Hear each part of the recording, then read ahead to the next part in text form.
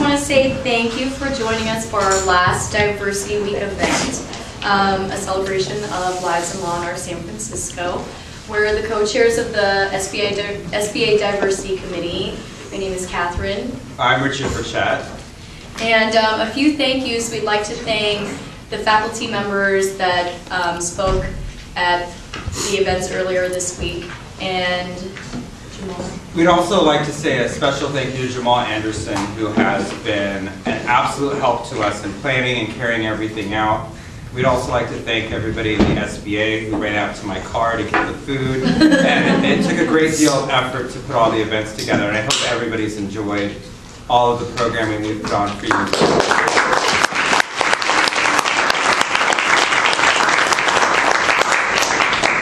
And I guess without further ado, we'd like Jamal to introduce today's speaker. Yes. Thanks, guys. Thank you. Let's give Richard and Kat another round of applause.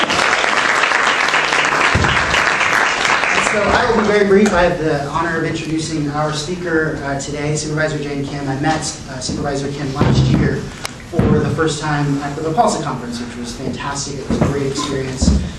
We had an opportunity to chat a little bit about her background and my background, and particularly about San Mateo County and some of the interests that I think we're both interested in terms of making sure that we achieve equal access to opportunities in politics for all people, and particularly women. And so we are excited to welcome Supervisor Kim, who has a broad background of experience as a community organizer, a civil rights attorney, former president of the San Francisco Board of Education, current supervisor. Her name was recently put in nomination to be the next president of the Board of Supervisors, along with one of the other women members. And if you read any of the articles about that process, you probably noted that both Supervisor Kim and Supervisor Cohen noted the lack of female leadership on the board since at least 1997. And I think it's something that Angela Alioto spoke to last year when she joined us. And so we thought it would be a fitting way to end this week by having the supervisor come and talk about why we need more women in law and politics, and more broadly, why we need more people of diverse backgrounds in law and politics. And so I'm pleased to give you Supervisor Jane Kim.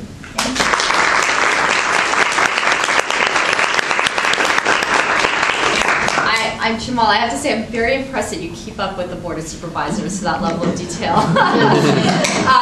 But I just want to thank you for being here today, because I remember law school and I know what your time is like as a student, so I really appreciate that you're spending your time with me here as well. And of course there's dinner, and I always remember trying to get every single free meal I could as a law school student, so I appreciate that too.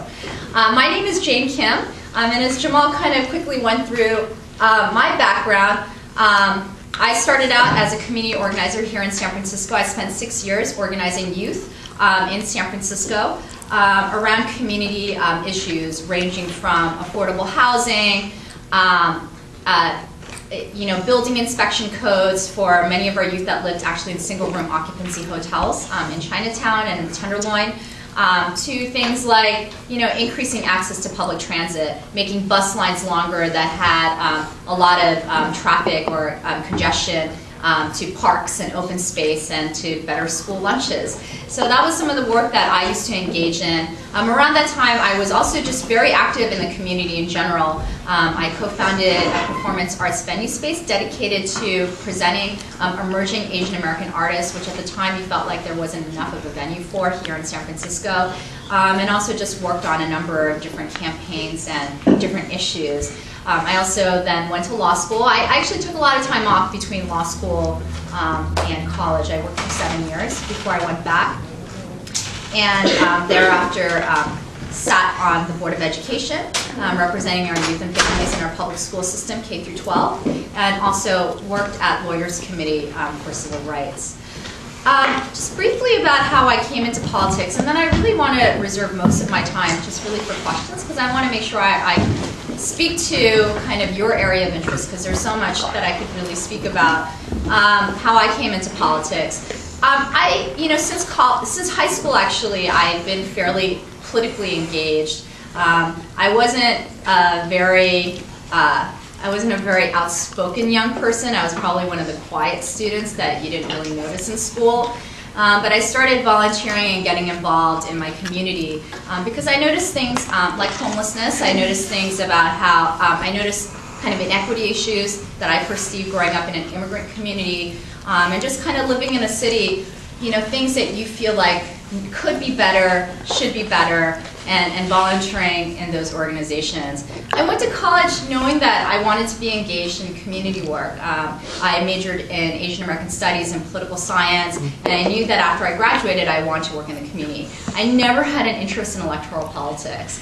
And because I was one of those student activists that didn't really believe in the system, I had a lot of mistrust for people who ran for office. And I always felt like when I went to the ballot, it was always this position of picking the better of two evils. So it never felt like an empowering process, the process of voting. But I did always get engaged in what California loves, which are ballot initiatives, statewide and local. And part of my thinking around that was that with issues, it's pretty clear what side to support generally, right? This is a side that you think is going to create more equity. This is a side that you think will maybe decrease that equity or is maybe not as good for communities. And also after the election is over, issues don't turn around and betray you, right? In the same way that you might have that you have a lot of hope for, but then they don't turn out to kind of fulfill your expectations. But as a youth organizer, I started getting really engaged in local politics, going to school board meetings, going to City Hall. And at least on a local level, I started to see the difference actually that was made when we had local elected officials that came out of community work and started meeting supervisors and school board members that had been public school teachers, that were parents in low-income communities, that started out as tenant organizers, were public defenders, and you actually saw that their perspective made a difference in local politics. And the other thing I learned is that actually there's something that is incredibly important that we do in any political arena. And actually one of the most important policy documents that I think that electeds actually vote on, and that's the budget. And therefore having people that come out of the community neighborhood is incredibly important in pushing that perspective. And what I'll say is this, is that when you look at a budget, and I'll use the city budget as an example, you see a whole myriad of things. You'll see how much we invest in parks, how much we invest in schools and teachers, how much we invest in street infrastructure and potholes, how much we invest in tree plantings, in what neighborhoods do we invest that in, how many police officers, where are the police officers allocated to, which neighborhoods, all those sorts of things. And you realize that the budget document is really the document that, that demonstrates who the city cares about and who the city prioritizes. And you can allocate money in a variety of different ways that benefit different communities and different neighborhoods. Unfortunately, I don't want to say it's a zero-sum game, but there is obviously a finite set of resources within our budget. It's a large one in San Francisco. It's close to $7.3 billion now. But that includes the airport, the port. It includes a lot of things that other city budgets don't always include. But I realized how important it was to have folks that come from the neighborhood or understand the communities and advocating for a budget that meets the needs, particularly of our most vulnerable.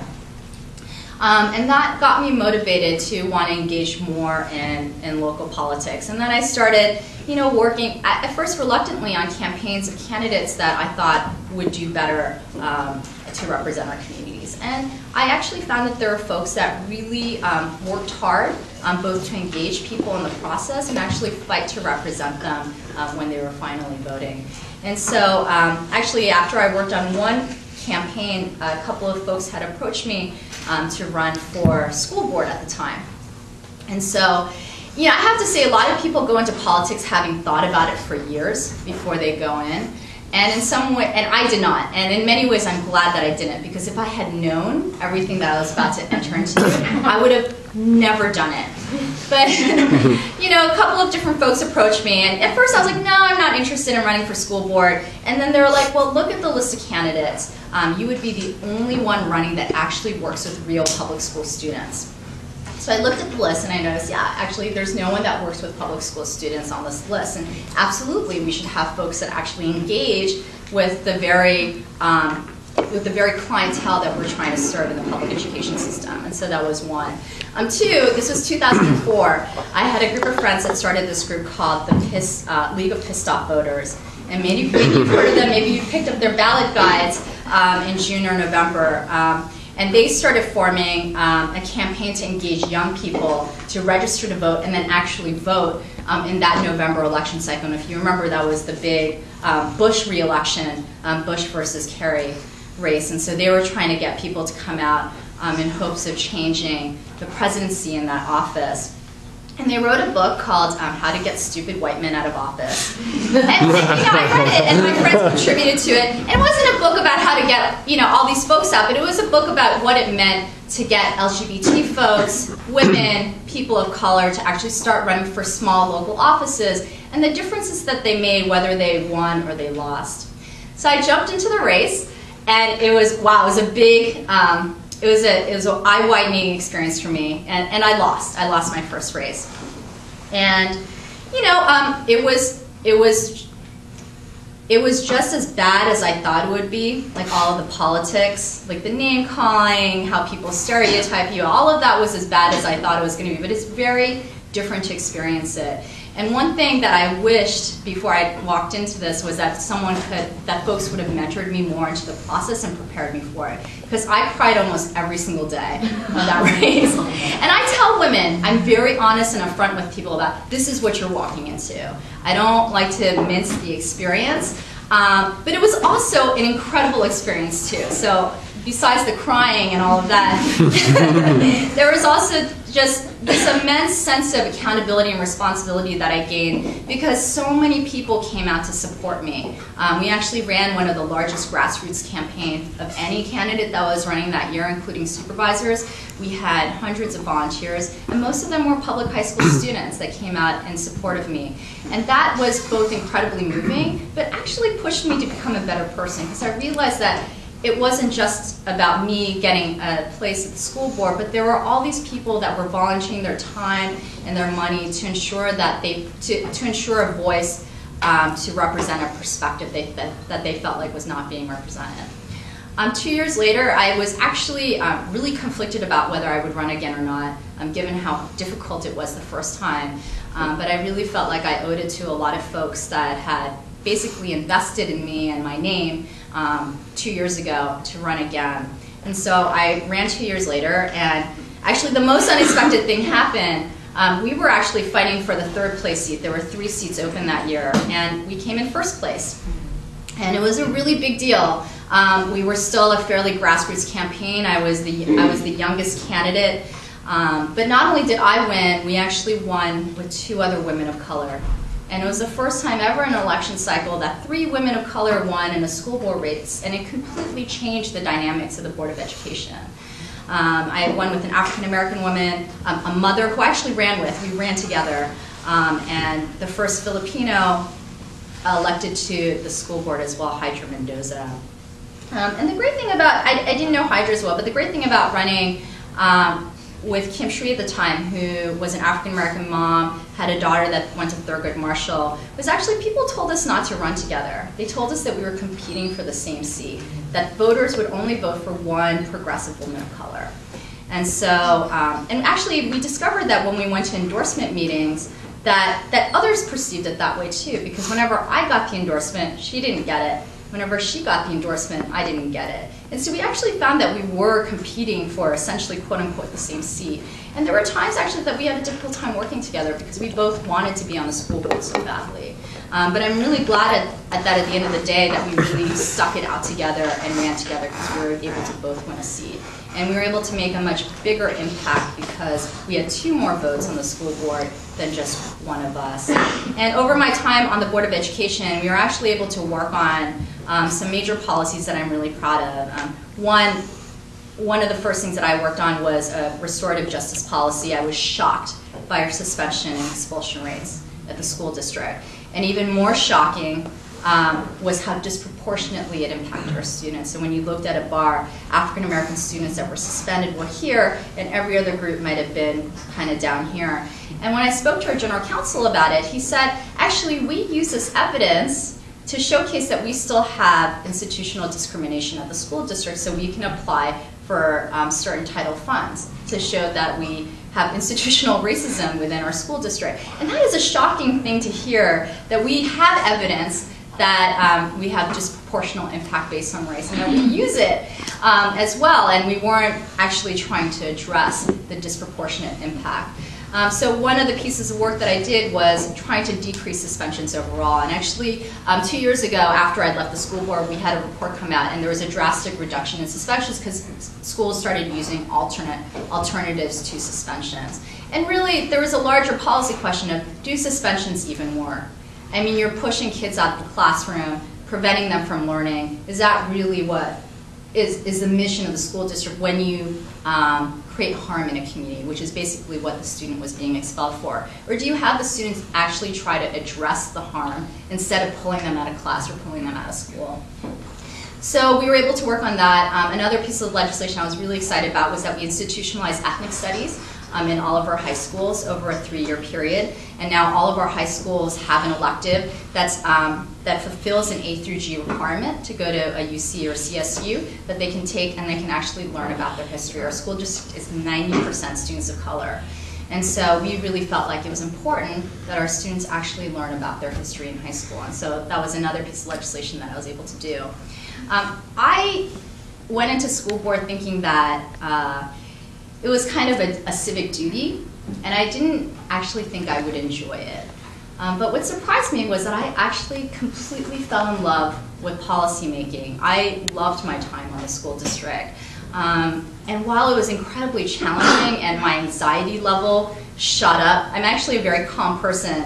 But when I joined the school board, my anxiety just went up because all of a sudden you feel responsible every time you hear about kids dropping out, kids not making it, kids getting shot in the city. You know, you have to push yourself and ask yourself as an elected official, what am I doing to reduce that problem and be a part of the solution? But despite all of that, I really enjoyed the challenge of being in office and also engaging with people that hadn't always been engaged in the political process. And so when I worked on policies like the restorative justice policy, I went to all the youth programs that I used to work with. I went down to the Bayview, I went to Western Addition, I went to the Mission, I went to Chinatown, and I asked young people themselves, you know, how they felt about these policies and what type of feedback they had. And they gave great feedback, right? They're like, well, actually, you think this is what happens when we get suspended, but actually this is really what happens, and this is how you might be able to stop it at this point instead of at that point. Or I would learn things by talking to teachers that the reasons why they did a suspension is because a suspension is only a 1-page form to fill out, whereas if you want to do a mediation, you have to fill out 5 pages, right? So I mean, little technical things like that. So being able to engage teachers and students in a way that hadn't always been engaged with. And second, working within government and within bureaucracy is hard because there's so many processes through which you have to go through. And it's really actually hard to expedite a solution that's meaningful and long-lasting when you try to bulldoze through processes. And it was a big learning lesson for me to figure out how to work within a constricted space and actually be able to make incremental change within a system. So because of that experience, I decided that I wanted to continue on in electoral politics, and I decided to run for the Board of Supervisors where I sit now. And I ran in District 6. District 6 includes the South of Market, Tenderloin, and Treasure Island, and Mission Bay. While it is one of the oldest parts of the city, it's one of the most exciting and dynamic districts. It's actually where I would say, well, the vast majority of land use developments are happening. And where I can have the most input on community planning and equitable community planning. So I live in the South of Market right now. You know, my experience with that race was in some ways very different because we were able to build upon my last 2 campaigns. I was also the youngest candidate running in that race, but the race was a little different. I was actually, the 2 main competitors I had were both women. It was actually unusual in that way. There was 3 women that were kind of considered the top 3 candidates in that field. But, you know, when I entered the race, it was funny, even though I was the only elected that was running, a lot of folks told me not to run because, A, I wouldn't win, because a lot of endorsements had been wrapped up by the other 2 candidates. 2, that it wasn't my time, that I should wait and let these women serve first. And 3, that, you know, it's not an Asian district, so why don't I wait for an Asian district? like the Sunset, the Richmond, and Chinatown, which Carmen Chu, Eric Marr, and David Chu represent. It was actually really shocking how much I heard that. You know, why don't you wait, or why don't you run in one of those other districts where Asian Americans already represent? We can't give up another seat to an Asian American. And I heard that a lot, like a kind of a fear of what does it mean then for everybody else? What seats can we run for if you suddenly take this seat?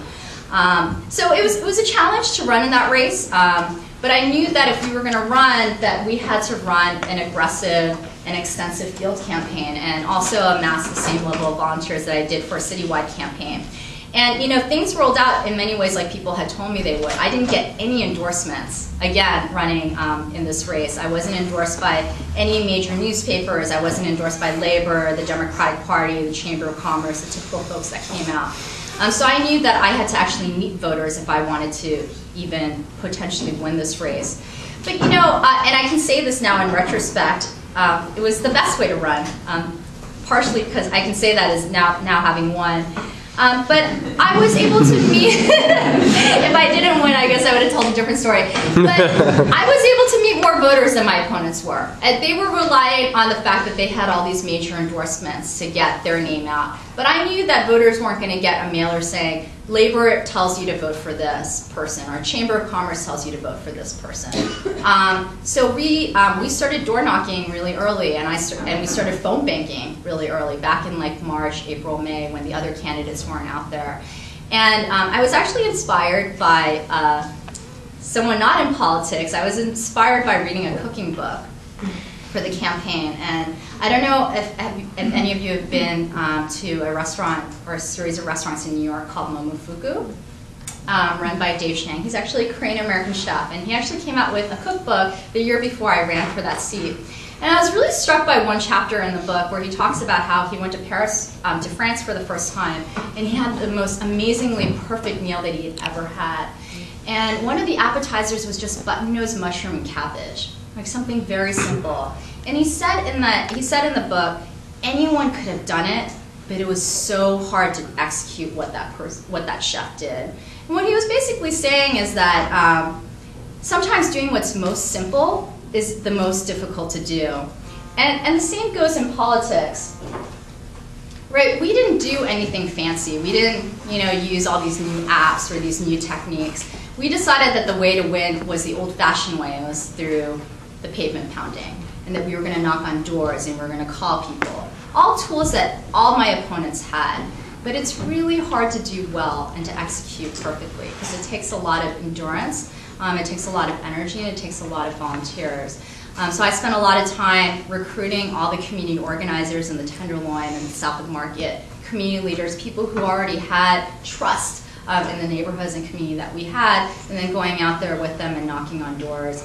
And it's a very diverse district. District 6 has the poorest residents of San Francisco, the poorest. But we also have some of the wealthiest.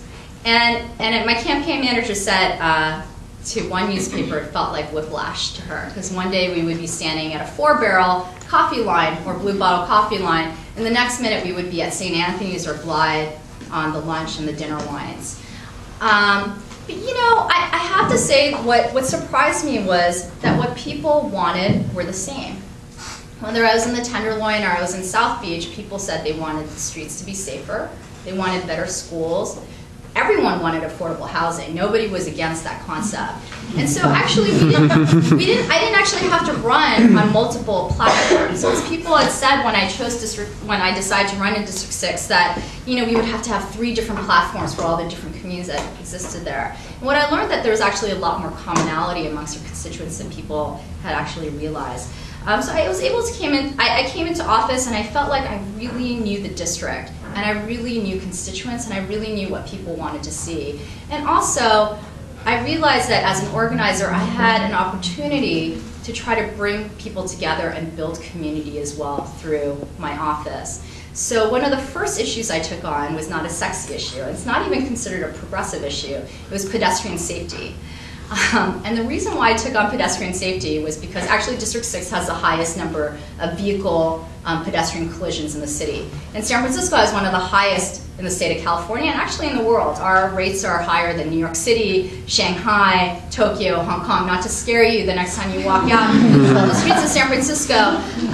But we have a lot of work to do to improve pedestrian safety. But what was different about pedestrian safety in our district is that it impacted fairly wealthy people and it impacted fairly poor people. The Tenderloin because we had cars rushing out of the financial district going west, going home. And in the south of Market, which includes South Beach all the way to West Soma and 6th Street, we had all the freeways, right? And typically freeways are in poor communities. And that's the case in parts of Soma, but it's not the case in other parts of Soma. So I knew HOA, condo homeowners in some of the more prosperous parts of our city that had friends that were run over by cars and killed. The same way I knew SRO tenants that had neighbors and friends that were run over by cars. And the third issue that we realized that it really was an equity issue, even though it had never been framed that way. You are more likely to be hit by a car if you don't own a car, if you're poor, if you're a senior. So there were some equity issues engaged in that. And so the great thing is we started to bring together condo homeowners, 6th Street SRO tenants, Filipino, Latino family organizers in the Tenderloin and south of Market. And we actually have these monthly meetings now. And that was just the beginning, but we are actually able to bring together a diverse set of constituents to work on an issue that impacts all of us. And so part of my work, along with furthering policy in our district, I also believe is to build community and also to build stronger relationships so that we can work together to fight long-term for issues that we all care about. I apologize, I spoke way longer than I had originally anticipated, but I would love to take questions. And Jamal, let me know what my time frame is. Yes. Hi, I'm Cecilia. I just want to thank you for being here. Also want to thank you for your really invigorating statements at the Board of Supervisors meeting. I had the opportunity to hear you, and what you said about the need for women in politics was just very inspiring, especially speaking with Supervisor Cohen. I'm excited because I'm a D5 resident, and having Supervisor Breed elected was great. I was wondering if you could tell us a little bit about that process, because obviously Supervisor Chu was reelected as president, so I was wondering if you could expand on that. Yeah, actually that was a very last minute thing that Malia and I had talked about. And so, I had not engaged in the board presidency discussion really up until probably a couple of days before the vote. And it's one of those insider politics thing where all the supervisors are talking and trying to get a sense of where they think the votes are at and who should be the next board president for the Board of Supervisors and who might best lead that process. As the process was ending, we realized that David Chu had amassed the votes that he needed to be president again. And for Malia and I, we were happy to support him. David has been a great president, and he is also our first Asian American board president, period, in our history, and that's an important thing. But it would have been one of the first times that we would have allowed a process to go, just nominating and then just electing them. And so we wanted to take it as a moment to talk to the board 2 years from now to be thoughtful about renewing new leadership on the board. And so we felt it was important for us to nominate one another and to talk about our faith in each other's leadership and to talk about the importance of women being in that leadership role.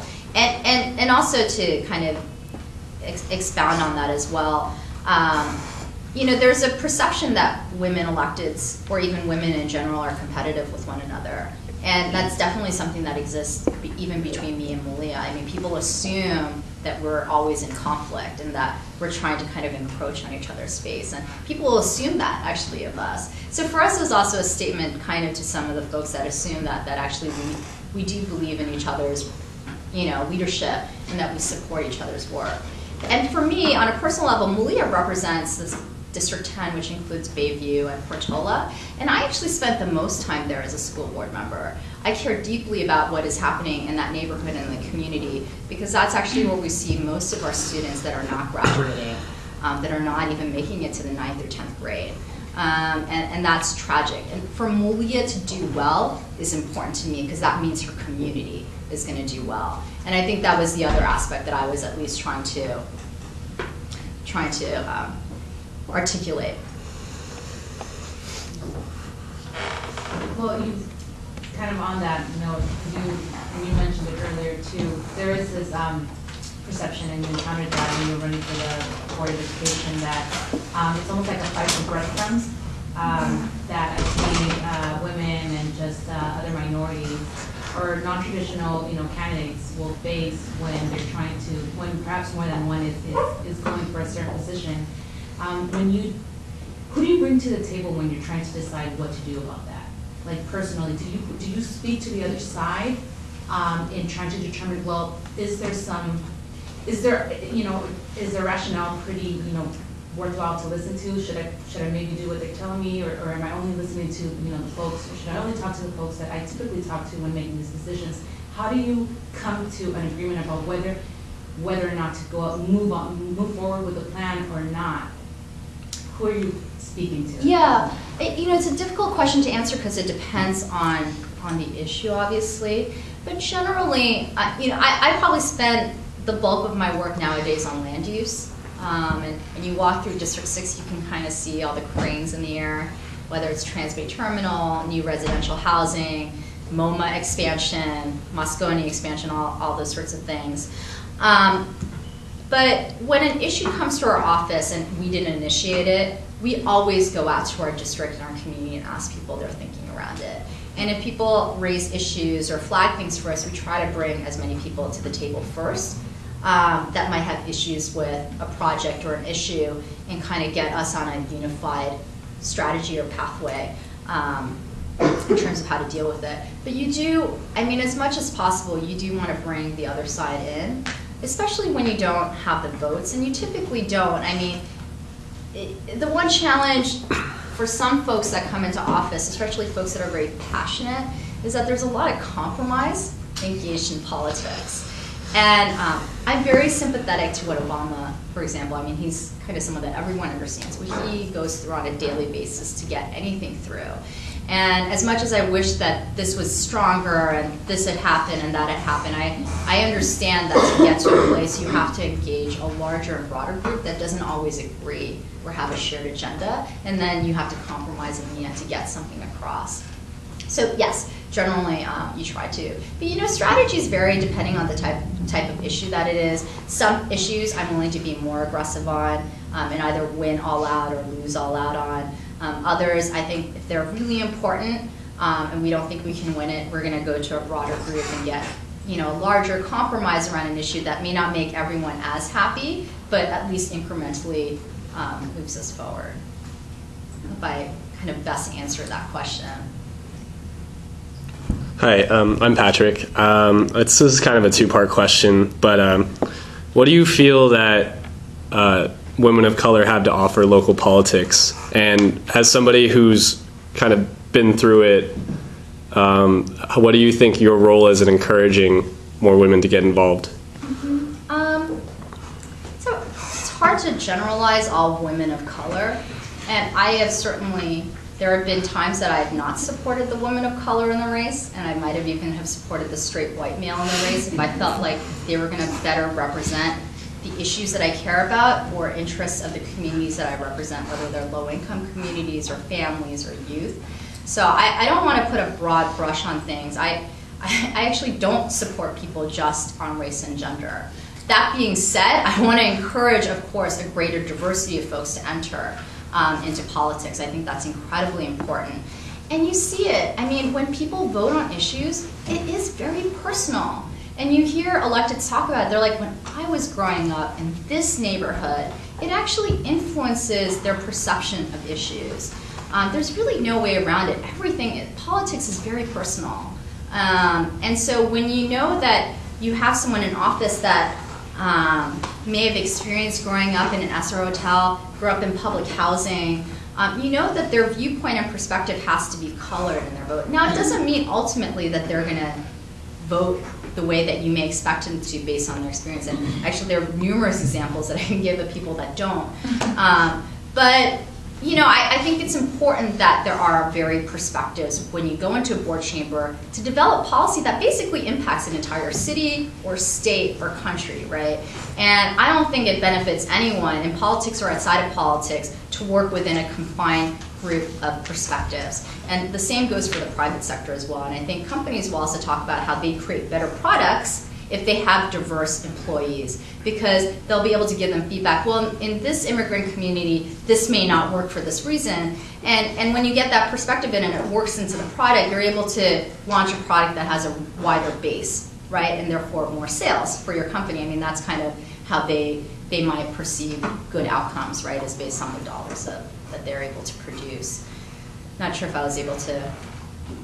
Well, you answered the first part of my question, but the second part was you talked about how if you had known what you were getting into, then you wouldn't have done it. But you just said that it's good to have varied perspectives. So what would you say to a woman who's thinking about getting involved in local politics but is kind of worried about the difficulties? Yeah, actually it's a big challenge because there's a lot of folks out in our city that I really wish and hope will run one day, or I wish would have run already. People that I think would be far better than even myself in serving and representing in that capacity. People that I think are just brilliant. But there is a reluctance for people to engage in politics, and I completely understand why people don't want to engage that way. So it's hard. I don't have a good answer for that, because if I did, you'd have seen some other folks running that I think would have been great.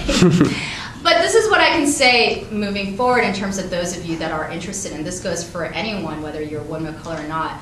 Get involved in your community. If you're interested in running for office or engaging in politics, the one thing that I think is just absolutely necessary is having that ground experience.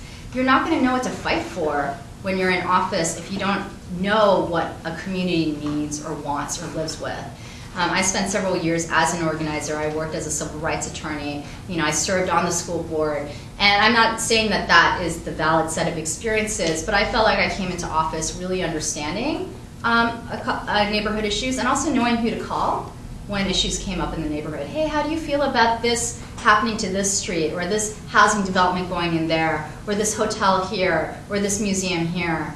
And also being able to kind of anticipate what some of that response might be, because you are essentially representing, and you want to best serve when you build out communities what that should look like. So I would just suggest to everyone that you spend time in the community and neighborhood to do that work. The second thing that I would say is that being an elected office is not the only way to be engaged in politics. So you may see me on SFGov TV, and I'm sure everyone watches it. But there's so many people that are engaged in the work that I do. And what I didn't realize going to office, that actually a lot of policy work would actually be done by the staff that I work with, the legislative aides. I don't actually really get to write policy. I may ultimately say, I like this, I don't like that, this is what I'm going to push for, this is not what I'm going to push for. But there are people that write policy, that research it, that are creative about how to make things happen and work around a number of different issues. And they actually determine a lot. It's actually shocking how important staffing is. And then on the other side too, not just on the legislative side, is the executive branch. And I realized that on a certain level, I could pass all these policies that I want. And I learned this when I was at the school board. I could have passed restorative justice my first year on the board. I spent 4 years on that policy. I had the votes to pass in my first year. But I knew it would not get implemented. And that's the sad thing about policy. You can legislate all you want, but there are a lot of people that have to make that happen. There are principals, there are teachers, there are administrators that actually have to use those different forms or decide on a judgment call that I'm not going to do the suspension, I'm going to do this. So I had to spend a lot of time getting buy-in. Because when I was on the board, I realized that a lot of good policy had already been passed previous to my time. I ran on this platform, I'm going to do this and this and this. And then I got on the board and I found out that they actually already did it, but it never got implemented. So the reason why I didn't take on that many policy issues is that I wanted to take time to build ground support so it would actually happen. So instead of passing 15 policies, I focused on 3 to 4.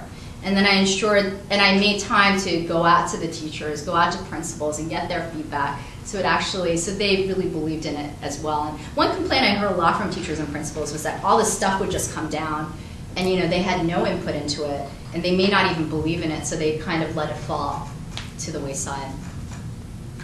Hi, my name is Haritha. I was wondering, how do you think your law degree has helped you in what you do today? It's funny. Did I just waste all this money?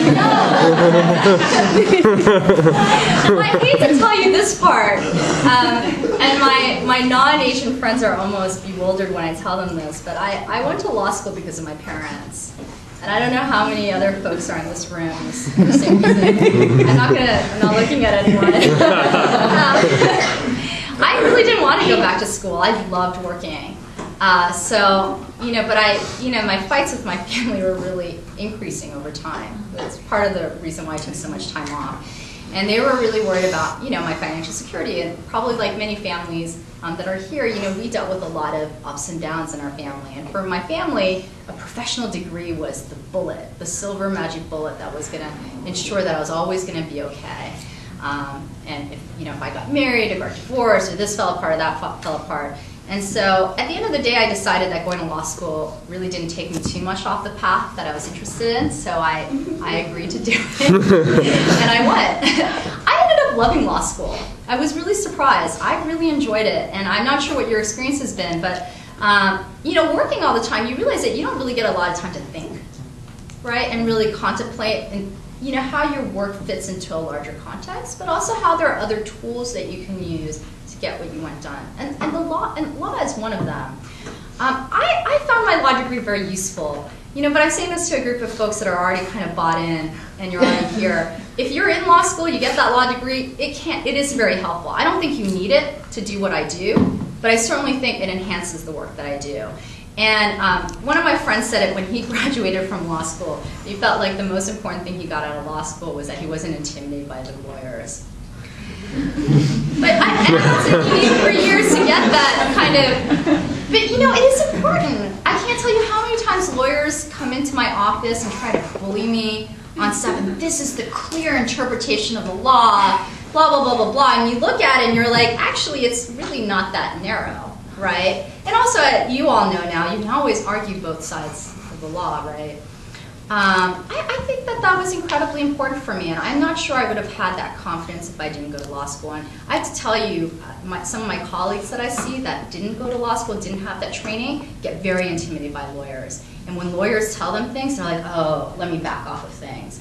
And the other thing that I think is a nuance that lawyers acknowledge that lay people don't always realize is that it's not what the lawyer says, it's what the lawyer doesn't say, right? The lawyer tries to be as accurate as possible, so they kind of give you that limited response, which they know is right, but then they stop, and then they're kind of saying, but all of this other area is gray, right? And if you don't hear that, then you're going to be like, oh, I can't do it, I'm just going to stop, I'm going to back off. But if you kind of have an understanding of that nuance, you're going to know how to push around the boundaries. So I do think legal training is very important. I don't think you have to go to law school to get it, but I'm happy that I did it, and I find it very useful in the work that I do. We have time for maybe one or two more questions. Okay.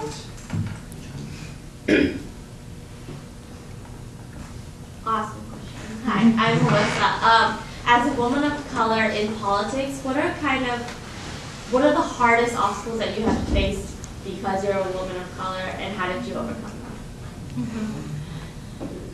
Okay. Some of the obvious things were, and also is how I look, that I look young. When I came into office, people talked down to me. There was no way around it. People came at me in a way that was kind of like, I know more than you, I'm going to teach you how to do things, like this is how things work. And so there's kind of two things that I've learned in politics. One is learning when to take on quote-unquote masculine attributes, which I may not be comfortable with. And the other is when actually attributes that I consider part of being a woman are actually a strength and not a weakness. And that's really hard to kind of, talk about how to do that. But I'll give two examples. I once sat in a lunch meeting. This is when I was a school board member, and I don't know if you know these folks, with Supervisor Chris Daly, Matt Gonzalez, and Carol Migden. and we were at a lunch, and we were talking about Carol Migden's re-election campaign. And these are three very loud and opinionated folks. And actually one of the criticisms that Carol got a lot was that she was kind of a bull, and people didn't like working with her. They thought she was aggressive, they thought she was too upfront, they thought she was rude, they thought she was obnoxious. But actually, I didn't find her to be very different from another contemporary of her time, which is John Burton, both of whom I like very much. It's not a knock on them. But I do think that Carol got that rap because she was a woman, because she cursed just as much as her male colleagues did. But because she was female, it was perceived differently, particularly in her generation. So I'm sitting with the three of them, and everyone's talking over each other. And an hour into the lunch, I realized I haven't said a single word. And I was like, oh, you know, I don't want people to think that I don't have anything to contribute, or that I'm not outspoken, or I don't have opinions. So I was just like, I gotta insert myself somehow. So I started listening to the conversation, and I started figuring out why I hadn't jumped in. And that was because the only way anyone began to talk was by cutting someone else off mid-sentence, like not even like in a breath, but like people literally would talk over one another until that other person stopped talking. And then, for me, I was very uncomfortable engaging in that way. But it was like getting close to the end of lunch, and I was just like, oh, I just have to do it. I just have to do it. And so I don't even remember who I interrupted. I was probably, perspiring and everything. I just started talking. I didn't care like what was happening. I just started talking. And the most magical thing happened, and that was everyone else stopped talking. And they listened to me until someone interrupted me and kept going. But that was an important lesson for me in terms of kind of observing how sometimes things happen and figuring out whether I can mimic that and put that forward. But I also have another example, and that's actually not mine, it's a friend of mine. It's a female friend that I had in college that went into venture capital. And she went into a company that was all male. It was small, all guys. She was the only female in the venture capital firm. And she hardly ever spoke at meetings. She spent a lot of time listening and observing. And so at the end of the meetings, her male colleagues would be like, oh, I like him. Like, we should definitely invest in this company. He's confident. He knows what he's doing. Or they're like, oh, I don't like this company. I don't want to invest in it. And my friend would always be like, actually, I was watching him and listening to him, and there were these discrepancies, or he was really nervous. I'm actually not sure, he was fiddling with his, all this stuff. Anyway, her perspective ended up tending to predict out with companies. And so her advice ended up becoming more and more valuable over time to, her superiors. And by the end of her time, she was getting the highest bonus in her class of associates. She didn't tell anyone because she didn't want the guys to get competitive with her. But the folks that were watching got that she had a perspective that wasn't always being contributed, and that she was actually, even though she wasn't participating directly in those meetings, like she was seeing things that other people weren't seeing. I'm not saying that that's a product of being a woman. I've seen a lot of guys that have that capacity as well. But that's just kind of an example of something that is considered a female attribute that can be very powerful and strong too. So I think you try to use both. And for me as an Asian American female in politics, I think people sometimes assume that I might be passive or more quiet or not as strong on issues. And I don't know how to. I'm just very patient. I keep working on stuff. I work harder on stuff. I try to read everything. I don't like to get caught off guard either. But I'm also trying to prove to folks that this is the place that I am, and I know just as much as everybody else. And so nothing really beats that level of diligent and hard work. And I believe that I've been able to gain respect of folks that didn't know what to expect of me. Mike? So I guess I just wanted to ask if you had any parting words for those of us who come from very conservative counties or cities who don't have a lot of diversity anywhere, and who might want to follow a path like yours. Just any advice, or just any parting words you have for people in those situations. And you're saying maybe someone who wants to present a more liberal or progressive perspective. A different perspective, yeah. A different perspective. You know, local politics is very retail. It's all about the relationship. And a lot of people supported me that didn't politically agree with me. But at the end of the day, I'm talking about voters, not institutions. And at the end of the day, it was because I knocked on their door and I reached out to them. And I was willing to engage in a conversation and dialogue, and I was open to listening. And I committed to keeping my door open. And I continue to work with a lot of constituents actually that have, I'll say, a much more conservative perspective than mine on a number of different issues. But they appreciate that I still go out to the meetings, that I'm willing to have that relationship, and that I respect them. I don't think anything beats that relationship. So what I would encourage is if you are interested in getting engaged politically, particularly if you want to run for office, that you run a very retail ground campaign. And you can still present the philosophies that you'd like to, to represent, but you leave that door open to working with people. I can have a kind of a more nuanced discussion about that. There's also organizing that you can do. There are going to be people in your county that actually agree with your perspective, and you're going to have to get out that vote. And they may be people that don't usually vote, whether it's young people, whether it might be folks from immigrant communities, et cetera. When I ran in District 6, we were the only campaign to have literature in Vietnamese, Spanish, Chinese, Russian, Korean, although there wasn't as many Korean. I mean, we covered a ton of languages, and nobody else had the amount of lit that we had in different languages. And I had organizers that spoke all these languages too, that I could go out with, and that is incredibly important. And so we had a number of folks that voted for the first time. Because we had reached out to them. And the second thing, the last thing I'll say about the district I represent was that I was very fortunate to go into a district that did have strong organizing bases already. So one thing that really surprised me, everyone's familiar with SRO hotels here? Is anyone not? Single room occupancy hotels? It's part of the housing stock here in San Francisco. Back in the early 1800s, early 1900s, most of the folks that lived here were single men that were working in the gold mining, the railroads, the port, et cetera. So they built a lot of these single room hotels with shared bathrooms and shared kitchens. Unfortunately, that housing stock still remains here in San Francisco, but it is the most affordable housing stock in our city, and that's why you'll find that a lot of activist groups fight to protect them, even though they're not great places to live. And what surprised me about our SRO hotel constituency, a lot of whom had been formerly homeless or were immigrant families, is that they actually knew more about what was going on at City Hall than when I was knocking on doors in South Beach and Mission Bay.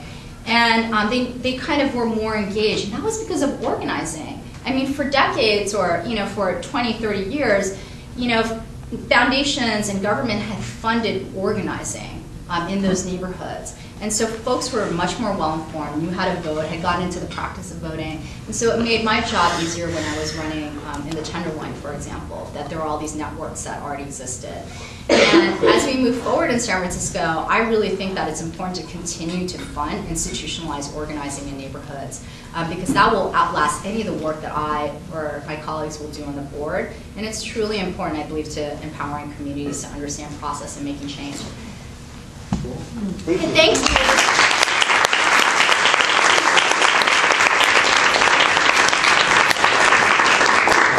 So just a couple of quick announcements. First, I want to thank Supervisor Kim for joining us. I think she is a great example of what many of us can aspire to do, whether we want to work in politics or outside of politics. I'm sure we will see and hear a lot more from and about her, so let's give her another round of applause. I also want to take an opportunity to acknowledge again the two fantastic co-chairs of the SBA Diversity Committee for helping make this week a reality. So let's give them two quick announcements and then a final announcement. One, the Queen's Bench Mixer is going on. I said two and then one. That's three. The Queen's Bench Mixer for the Women's Bar Association in San Francisco is going on right now until 7:30 at Yoshi's. For those of you that are interested in going, certainly encourage you to go down. And then the second to last announcement is I certainly want to remind folks that next week we have a lot of centennial activities going on, starting on Tuesday with the session of the California Supreme Court that's going to be going on at McLaren. starts right around 10 o'clock. There's going to be a Q&A session, and then they will hold 2 actual sessions where they will hear a number of cases, including a pretty prominent case about medical marijuana. And then in the afternoon at about 3 o'clock, there's actually going to be a reception with all of the justices for all of the law students. So I certainly want to encourage you guys to have that on your calendar. I do have one more. I want to remind folks of the February 9th community service opportunity for folks to go out and participate in our Centennial Challenge. And the last thing I will say is thank you all for coming and participating in Diversity Week. This is certainly the end of the week, but it's not the end of the conversation. Dean Dolly forwarded me an email yesterday, and some of you may have seen this, but the National Jurist magazine has just come out and ranked our law school as the 5th most diverse law school in the country.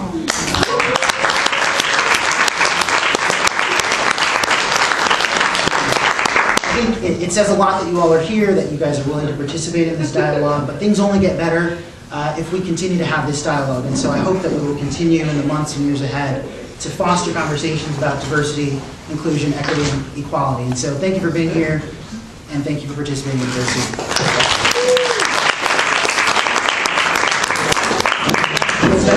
Yeah.